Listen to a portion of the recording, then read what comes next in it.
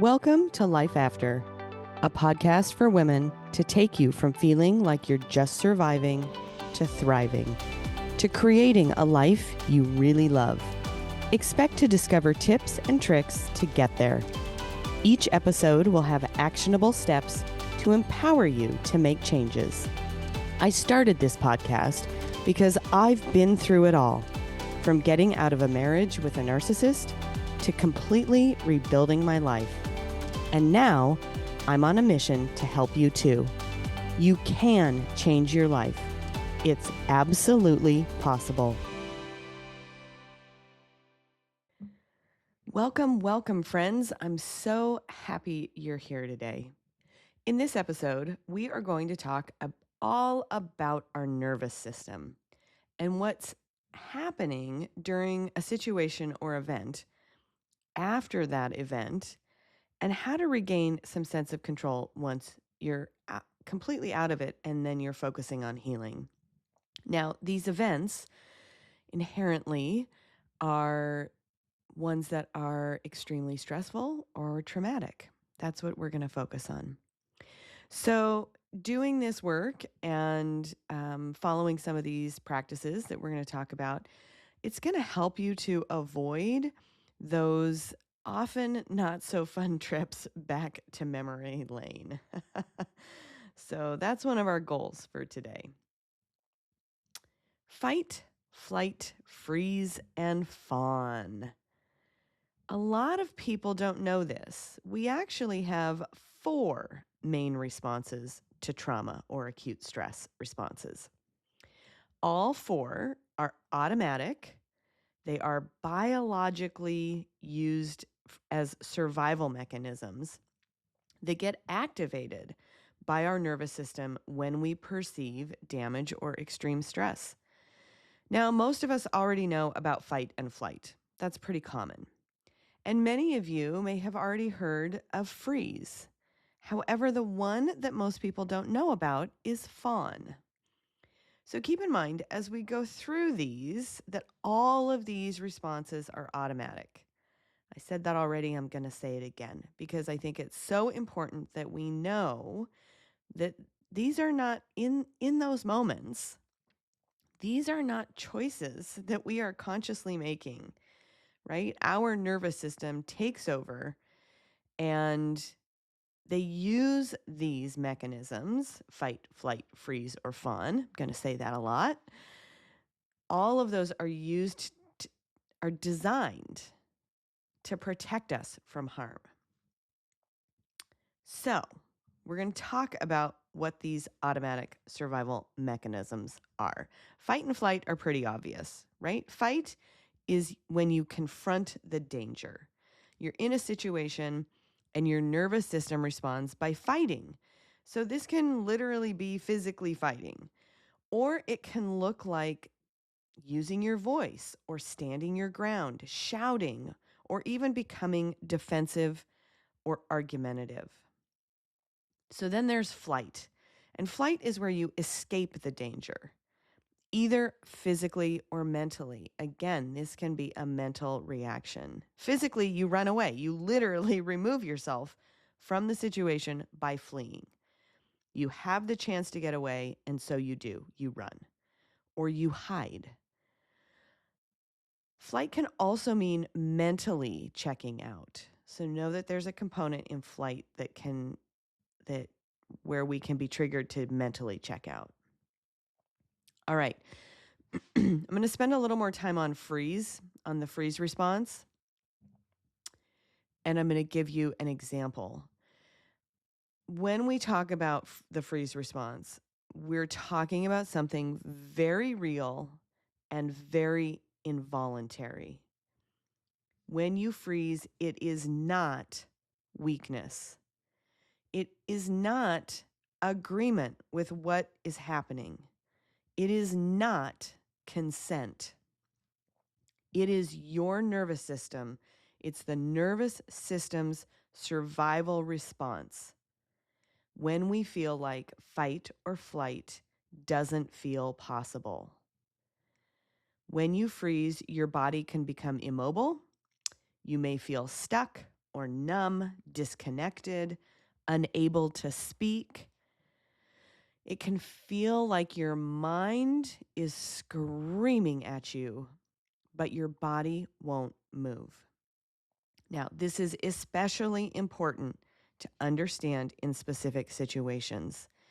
And I really want to say, if freeze is not your go-to, or you haven't been in the situation I'm going to describe in just a minute, I hope that hearing this, hearing kind of the definition and how freeze works, is going to help you to be more compassionate or empathetic to someone who does utilize freeze as a survival mechanism.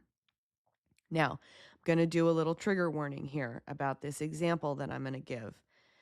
I also want to stress how important it is that I give this example precisely so that if you've been in this position, if this has happened to you, you know it is not your fault and you do not deserve to have been treated this way. So, and if this is triggering to you, please reach out. Reach out to me, reach out to a trusted friend or family member, reach out to get the support that you need. So, it is very, very common during sexual assault to freeze. And many survivors carry really deep shame because they either didn't know that freeze was a survival mechanism, and therefore they feel like they should have fought back and didn't. They didn't scream. They didn't use their voice. They didn't say no. They didn't run. So again, freezing is not a choice. And if you are in a situation where sexual assault or rape has happened to you, because you froze does not mean under any circumstances that you gave permission, that you gave consent, or that you were a willing participant. I also want to say, I feel like it's really important that I say that a person who commits sexual assault or rape is responsible for their behavior, full stop. The absence of resistance is not consent. And freeze can make it look from the outside like nothing is happening, like nothing is wrong. But internally, the body is in total and complete survival mode, and your nervous system has frozen. So it is not your fault if that has happened to you. It is not your fault. Your nervous system did exactly what it's designed to do during that event to keep you as safe as possible and alive. All right, I know this piece has been heavy. And again, please, please, please reach out to me or to someone that you trust, someone else that you trust, if you need support around knowing that you have been assaulted or raped and that you froze and that you've got feelings, unresolved feelings around that. All right. The last mechanism is fawn. And this is the one that people often haven't heard of before. Fawn is where you appease or you try to please someone to avoid conflict. So you're fawning when you shrink down and hope that the danger passes without harming you. This often happens at the expense of your own needs. So I am always learning. I'm always out there trying to grow what I know. And I love that I can bring that to you as well. And as I was doing the research for this episode, I ran across a fifth mechanism that has been added, although I'm not sure how recently. And actually, as I did the research, I didn't go down the rabbit hole too much, but there are some models where there's a sixth mechanism. I think one model has 8, but we're going to stick with adding this fifth. And it's called flop or faint or friend. It's got a couple of different names. And this is this when you are in flop, it is a collapse of your nervous system, and it leads to shutdown, hopelessness, or appearing compliant, which is why they add the friend piece in there. So I just want you guys to know that I love it when I get to learn new things and grow through these episodes as well. All right. None of these, fight, flight, freeze, fawn, or flop, say that 10 times fast, are good or bad or right or wrong. They just are. They are the survival mechanisms that our body can use when we are in unsafe situations. We do tend to have a habitual style for managing our stress and trauma. And the way our nervous system responds for that habitual style is shaped by history and wiring. It's really deep-seated. So I kind of knew that, but I confirmed with research. So, these episodes come from what I already know, and then to flesh them out and to ensure that they're accurate, I do research behind them. And so, of course, the very first thing that I have thought in the past as well, is if my habitual style is freeze, does that have to always be the case? And that came from me. I had somebody say to me once, they were really someone very close to me, were very upset that their response, their survival mechanism was freeze because it felt really disempowering to them. They really felt like, well, crap, this is the only way I can respond in stressful or traumatic experiences. So I dug a little deeper, and we can change. We can train ourselves to shift whatever our habitual style of survival mechanism is. We can change our style. And we can do that through conscious practice, through training, and behavioral conditioning. So just know that if you have a style that doesn't work for you, you can change it. And it can change in 2 different ways. Some of that change can happen in the moments prior to that habitual response.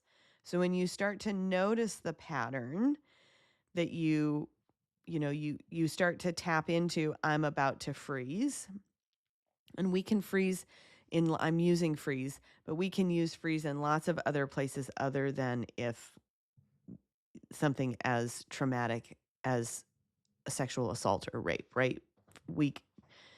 Freeze could just be our standard style. So when you start to notice that pattern, when you start to tap into what your body's telling you, you can use breathing techniques, grounding techniques, and you can stimulate your vagus nerve. We're going to talk a little bit about that in a minute. Or you can give yourself a butterfly hug. So in the moment, if you're feeling fight, flight, freeze, or fawn, or even flop, I think, you can start to notice, like let's say for fight, right? I can tell when I'm starting to feel more stress and that I might go into fight mode. So I could take some time in that couple of seconds to slow down my breathing, to put my feet flat on the ground, to start doing some exercises to mitigate going into that response or even shifting it a little bit, right? Finding a way to excuse myself or to get myself out of the situation. All right, so for how these work, for the breathing, you want to regulate your breathing through controlled breaths. And we've talked about breathing. It just seems to keep coming up. And this clearly is such a powerful way for us to regain calm and peace in our lives and lower our stress levels. So it doesn't matter if it's boxed breathing, which is inhale 4, hold 4, exhale 4, hold 4, or if it's like 4-7-8 breathing, when you inhale for 4, you hold for 7, and you exhale for 8. Any kind of breathing can work. It's being intentional and focused about it, because when you do that, it brings your heart rate down, and you're doing that consciously through your breath, through a breath practice. An example for a grounding technique is using the 5-4-3-2-1 method, which is you look around and you identify 5 things you see, 4 things you can touch, 3 things you can hear, 2 things you smell, and 1 thing you taste. This can move you out of a panic or freeze state. And one of the reasons for that is you're using a different part of your brain to when you use this grounding technique. I think I've talked about, there's a couple of anxiety techniques as well that I've talked about in other episodes. If you're curious, reach out. I'll go through them again. And they do the same thing. They start shifting the part of your brain that you're using to move you out of the state that you're either in and trying to get out of, or that you're heading into. We're going to talk a little bit more about the vagus nerve in just a minute again, but to use it to make that immediate shift, you can splash cold water on your face, you can gargle water, you can hum. I'm going to give you a few more in just a couple minutes. They will all trigger your calming response. And finally, this one, I think I heard of this briefly before, but there's a thing called the butterfly hug, where you cross your arms over your chest and alternately tap your shoulders. This is going to help you feel more secure and grounded. So those are the short-term things we can do when we're in it and we want to try to shift our nervous system response. For longer-term rewiring, where we're really changing our habitual styles, you can use mindfulness and meditation, CBT, which is cognitive behavioral therapy, and even somatic therapy combined with physical exercise. So in using these tactics to shift your response type, you're also going to learn to identify your triggers, right? You'll become more conscious of those triggers, and that's going to give you the space to practice regaining control, having self-assertion, and managing that stress so that you can be successfully modifying your style in advance of experiencing it. Now, the key here really is having an awareness of what your style is.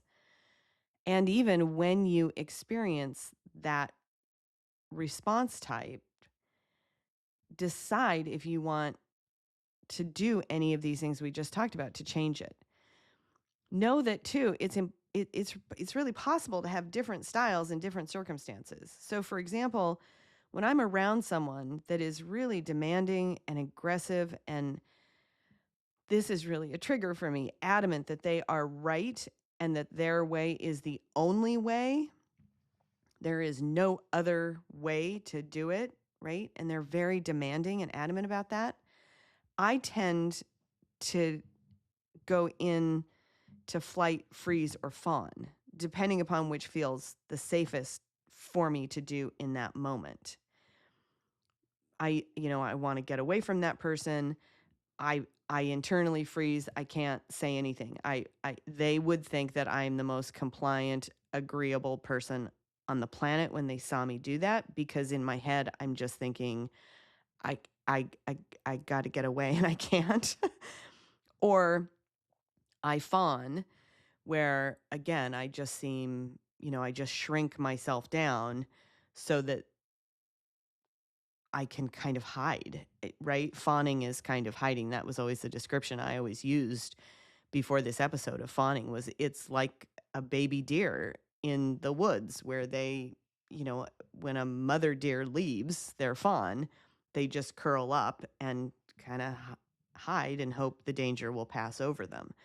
So, depending upon which of those situations, depending upon which of those survival mechanisms I feel like I can use in those situations, I'll use it. I will try to get away, but if I can't, I will fall into freeze or fawn.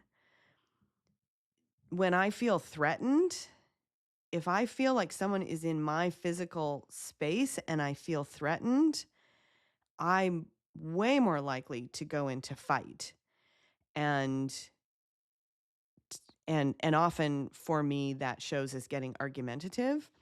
Although I can't believe I'm telling this story. It was so long ago. And I've actually held a lot of shame around this story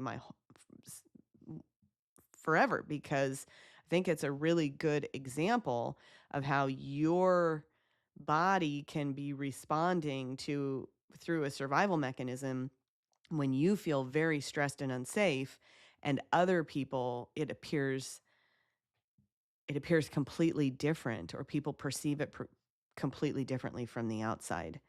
So when I was a freshman at UW, I don't even remember what the group was, but I was part of a group, and we were sitting in a big, huge conference room in our dorm.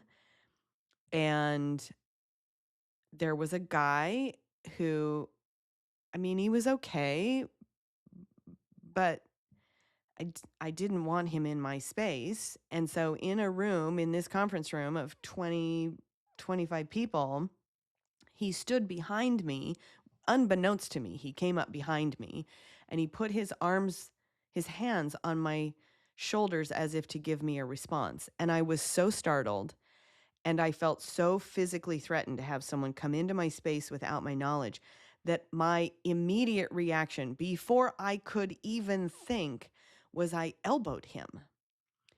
And everyone looked at me like I was just that I was being mean, that that what could possibly have brought on my reaction to that.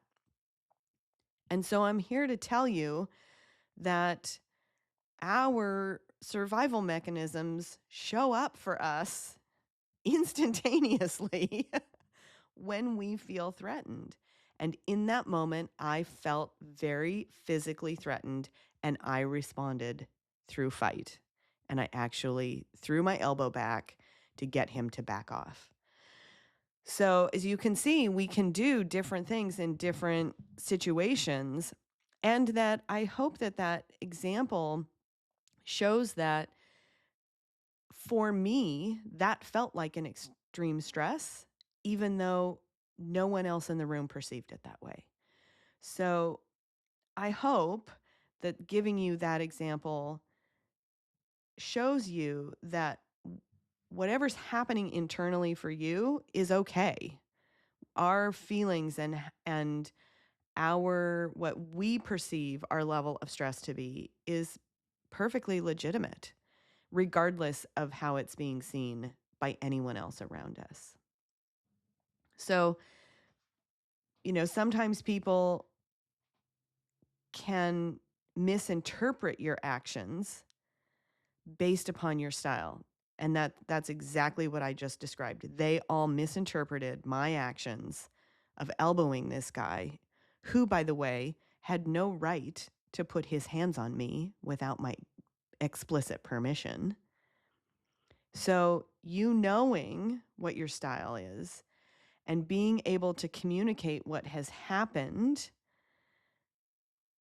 to you during that traumatic or stressful situation can help someone understand where you're coming from. Now, again, we owe no one an explanation. And there are many, many, many times over the years that I wish I'd had this knowledge that I wish I'd had the ability to say to him, that's not okay. You don't get to put your hands on me, because then maybe he and others in the room would have understood that my reaction was a completely acceptable and normal one. Now, I'm doing a lot of this in this episode because there is no right or wrong answer. So if you don't want to express or explain, you don't have to ever defend why you acted. If your nervous system is causing one of your survival mechanisms to go into play, you don't have to defend yourself. I just want to be giving examples that you do have options, and provide examples for how those options can play out if you choose to explain what's happening or not. We're going to shift again here. This next part may feel a little simplistic, and you'd be right. What I'm going to talk about next is an oversimplification. All right. And we've already gone through so much information. I've thrown a lot at you. So I just want to break this piece down kind of to the basics, and just know that I know that there's much more complication for how this works, and maybe in a future episode we'll dive a little deeper. So I learned this several years ago when I was going through my coaching certification. But our brain has 3 functional layers. The brainstem, or the reptilian brain, is the first. The second is the limbic system. And the third is our neocortex. The reptilian brain is the oldest part of our brain, and it is where fight, flight, freeze, and fawn live. That's how we're going to tie all this together, right? Our reptilian brain, when we are in fight, flight, freeze, or fawn, our reptilian brain is in charge. The second layer, the limbic system, is the emotional and feeling part of our brain. It manages our emotions and our memory and our behavior. Our limbic system works really fast and really, really automatically.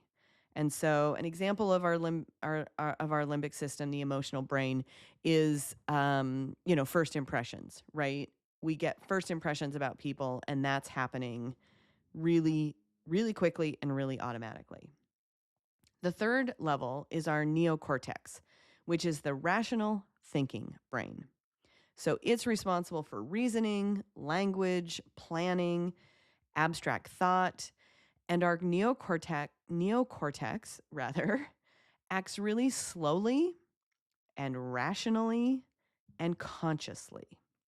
So we've got these 3 layers, and we are at our best when all 3 layers are working in conjunction with each other. And I should say the reptilian brain, it's fight, flight, freeze, or fawn is not its only function. It has other functions. So when all 3 layers are working in conjunction with each other, we're functioning at our best. And as you can imagine, that doesn't always happen. Sometimes one layer is in charge. And that's why I gave you all this background, because that's what I really want you to know. It's really critical to know that one layer can be in charge. And often when it's that reptilian brain that's in charge, and sometimes you can have the reptilian brain in charge, and sometimes it can be working with the emotional brain and the neocortex is offline completely. So we're going to talk about, to tie the thread together in this episode, when your reptilian brain is in charge, when you are consistently or constantly in fight, flight, freeze, or fawn, the rest of your brain isn't fully functional. The other parts, the other 2 layers, they're not completely turned off, but making decisions, having empathy, long-term planning, logic, and even language are all significantly diminished, impaired, and overwhelmed. So now what I'm hoping is all the pieces have come together and that this really makes sense. Because the reality is, when you are in a relationship, and this can be any relationship that is toxic or that is with a narcissist, whether it's your partner, your boss, a coworker, a family member, a friend, where you are just surviving, you are in fight, flight, freeze, or fawn so much of the time, and depending upon what role that person plays in your life is going to dictate how much time you spend with them. But when you are in that place, you are just surviving. You're getting by. You are not living. And you can't, because you don't feel safe. And therefore, your whole brain isn't working. So much of what I'm hoping comes out of this episode and my podcast in general is that we're aiming to move from surviving to thriving, having these awarenesses, understanding how our systems work, how our nervous system works, how our body works, all of these things, right? Is because we want to get out of the reptilian brain, fight, flight, freeze, fawn, simply surviving, into thriving, where all three layers of our brain are coming together and working in conjunction with each other so we can be at our best and we're thriving. And I don't think I've mentioned this piece, and if I have, it's been pretty minimal. I've started to play with this idea in the last 6 or 8 months. And I think that there's a stage between surviving and thriving. I don't have a name for it yet. I was kind of playing with a name for it, but there's this space where we get out of the acute stress and we start putting our lives back together. We start feeling more connected. We start feeling better. We start spending less time in fight, flight, freeze, or fawn. And once we've moved through that stage and we've done some healing and we've done some work and we're more aware and conscious about ourselves, our bodies, our nervous system, then we definitely get into thriving. And thriving is awesome. It's such a fantastic place to be. That's the ultimate, right? Where you are living your life on your terms and moving forward in a way that feels really great to you most of the time. So I just wanted to kind of put some words and language behind that, because I think sometimes, depending upon where you are in the stages, and certainly I remember being in fight, flight, freeze, or fawn for a long time, for a large portion of my life. And so it can feel kind of foreign to have someone like me say, "Oh yeah, you get to live the life you want and you get to thrive," right? There's some process that gets there. And when you've done that process and when you get there, it's really awesome. So as I develop kind of this idea, I'll do a deep dive. I'll go down the rabbit hole. I'll share more with you, but I'm really excited that kind of percolated for me over the last 6 to 8 months, and I recognized, that there really is this interim step. Okay. So, I have really discovered, I just mentioned this, right? This was kind of my tie-in.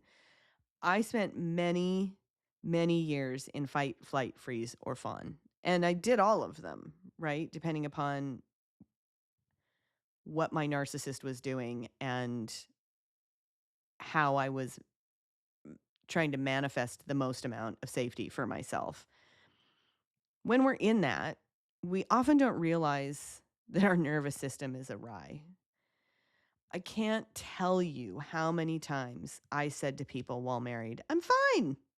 I have a really good friend who talks about the F word, fine.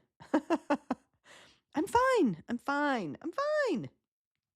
And usually when I'd say it, my voice would go up several octaves. I'm fine. Like only dogs could hear me. And the really scary thing was, I really believed I was fine. I really, really legitimately was trying to convince myself that I was fine. And it wasn't until much later that I recognized that my nervous system was working on a whole different level than the one that I was trying to. And then I had to calm my nervous system so that I could get all the levels, the layers of my brain back online. Obviously, that took some time. And it was so worth it. Oh man, it was so worth it. And I'm going to explain why.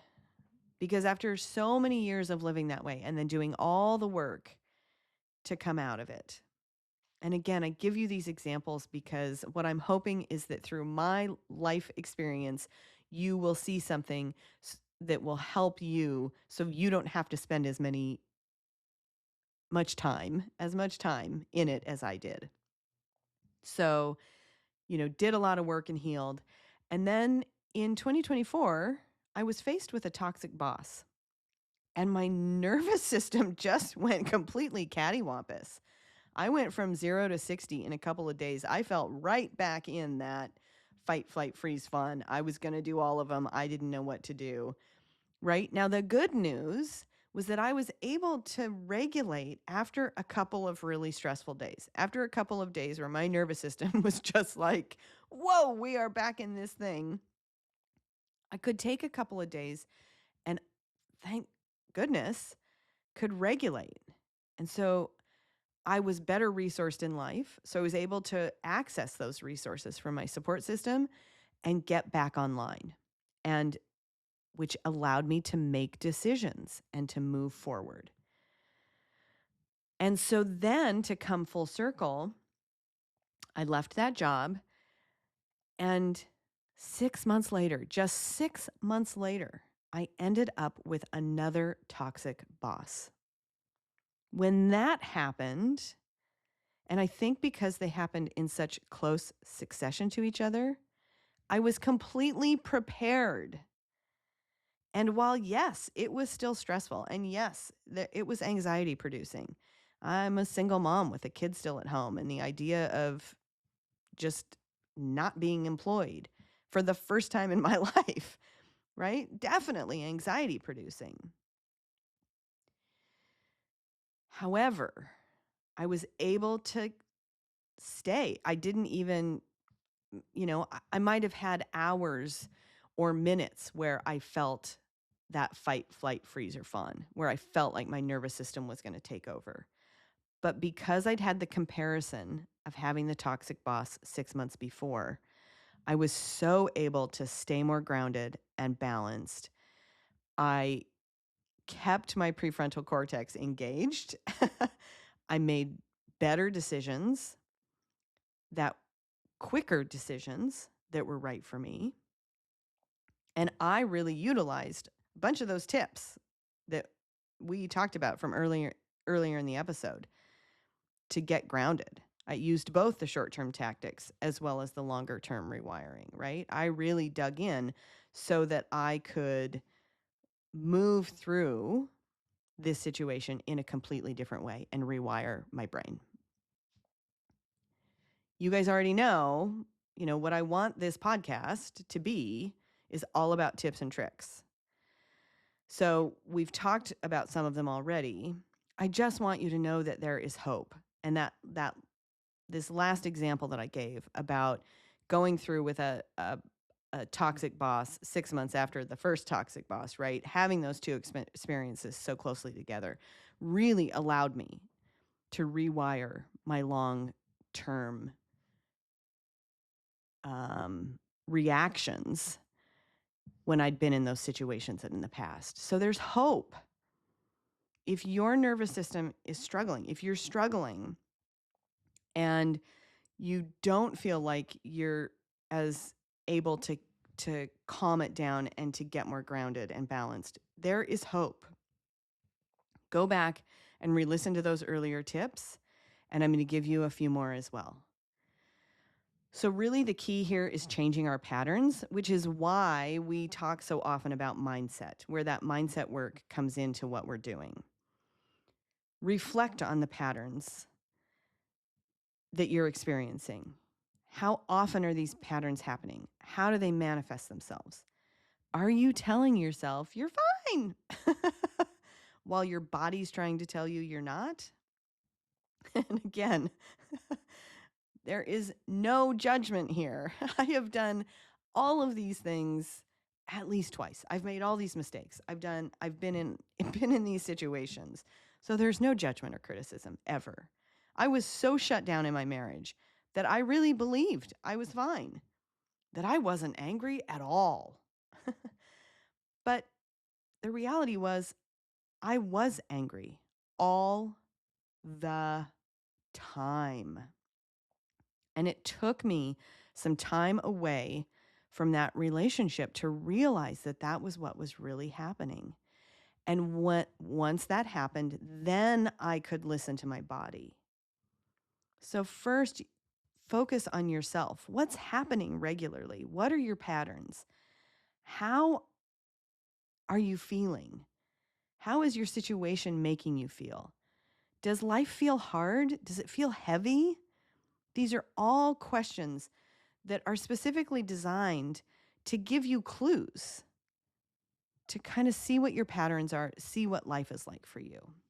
Because that'll help you decide what your next step is. So the next thing that we can do once we recognize that our nervous system is awry, one of the simplest things we can do to calm it is breathing. Now, we've talked about this before. We've talked about it in this episode. We've talked about it in other episodes. I mean, breathing is such a fantastic way to calm your nervous system, right? So you can use box breathing, 4-7-8 breathing. I don't like the box breathing as much. I don't prefer the 2 holds. The thing that when you practice your breathing, specifically to calm your nervous system, and the reason it calms your nervous system is it lowers your heart rate, right? And that's what helps settle your nervous system. But focus on the hold piece and make sure that your exhale is longer than your inhale. So a lot of people focus on box breathing, but your exhale isn't longer than your inhale. So I think the 2 holds there is part of what makes it work. I really like the 4-7-8 breathing. Inhale for 4, hold for 7, exhale for 8, right? That's going to slow down your heart. You're doing it really consciously. You can actually even sometimes feel the difference in your heart rate coming down. That's hugely helpful. So the last couple of years, lots of research has come out about polyvagal theory and the vagus nerve. And we talked earlier in the episode about a couple of things you can do to calm your nervous system by using the vagus nerve. We've already done so much deep work in this episode, and thank you for still being here for tracking. So we'll tackle polyvagal theory in another episode. I just want to reinforce what I've already said about stimulating the vagus nerve, because it's going to calm your nervous system and help you regain help you settle. I like that word. You can do this through the deep breathing. You can hum or sing or chant. You can do yoga or other forms of exercise. This one I find interesting. I didn't say it above, but gargling or splashing cold water on your face. These are all things that you can do in the moment that will stimulate that vagus nerve to calm or settle your nervous system. What I really hope you take away from this episode is that we can work with our nervous system when we are experiencing extreme stress and in anticipation of knowing that we might have stressful situations in the future. We mitigate the effects of trauma by using these techniques I've described in this episode. And there is hope. You survived for a reason. Now you get to learn how to thrive. This podcast is a valuable resource for anyone seeking to make meaningful changes in their life. I'm here to support you on your unique journey, offering guidance and encouragement every step of the way. There will be new episodes on the second and fourth Wednesday every month. Please follow on your favorite podcast platform so you don't miss any episodes. And also, please rate, share, like, follow, and subscribe. All the things. Thank you so much for taking the time to listen to today's episode on your nervous system and how fight, flight, freeze, and fawn affect you. Remember, you have the ability to slow your nervous system down and counteract the impacts of being in a toxic or narcissistic environment. When you take your control back in this way, everything in your life becomes clearer and easier, helping you to be more grounded and, dare I say, allow you to enjoy the life you deserve.